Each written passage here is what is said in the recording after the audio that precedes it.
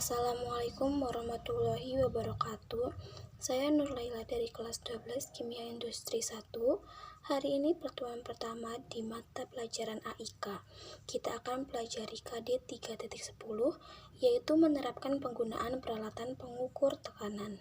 Sebelum kita mempelajari penggunaan peralatan pengukur tekanan, kita akan mempelajari kembali tentang pengertian tekanan dan tekanan pada zat.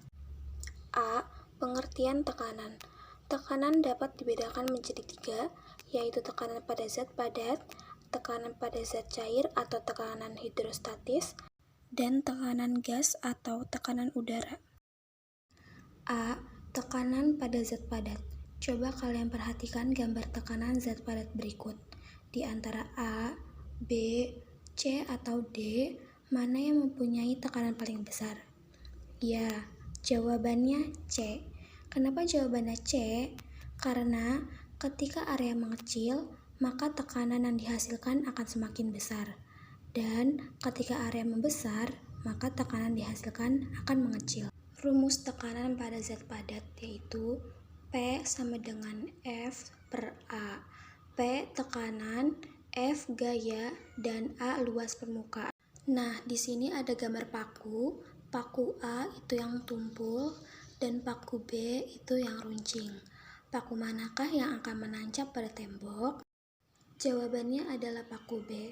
Ya, tadi kita sudah jelaskan, karena luas permukaan sentuh lebih runcing sehingga tekanan lebih besar. Nah, di sini ada contoh soal, yaitu sebuah balok terletak di atas lantai seperti gambar berikut ini. Jika gravitasi sama dengan 10 meter per sekon kuadrat, tekanan balok pada lantai adalah... Karena balok merupakan zat padat, jadi rumus tekanan zat padat adalah P sama dengan F per A. P tekanan, F gaya, dan A luas penampang. Dan karena di soal ini gaya belum diketahui, jadi kita mencari rumus lain untuk mengetahui gaya itu sendiri. Diketahui bahwa rumus gaya sama dengan massa dikali gravitasi. Jadi F yang ada di rumus tekanan kita ganti menjadi massa dikali gravitasi. Jadi sama dengan massa kali gravitasi per A. Lalu kita masukin angka-angkanya. Massa sama dengan 800 kg dan gravitasi itu 10 meter per sekon. Lalu dibagi luas permukaan. Karena balok memiliki luas permukaan persegi panjang, jadi kita memakai rumus luas persegi panjang yaitu P kali L. Lalu kita kalikan panjangnya 50 cm. Nah, kita ubah dulu ke dalam meter karena di sini kita menggunakan meter. 50 diubah menjadi meter jadi 0,5. Jadi 0,5 dikali 0,4 sama dengan 0,2. Kemudian 800 dikali 10 sama dengan 8.000 dibagi 0,2 jadi 40.000. Satuan dari tekanan adalah Newton per meter persegi. Nah, kita lanjut pada gambar 1 yang banyak bentuk-bentuknya ini. Menurut kalian tekanannya sama atau tidak?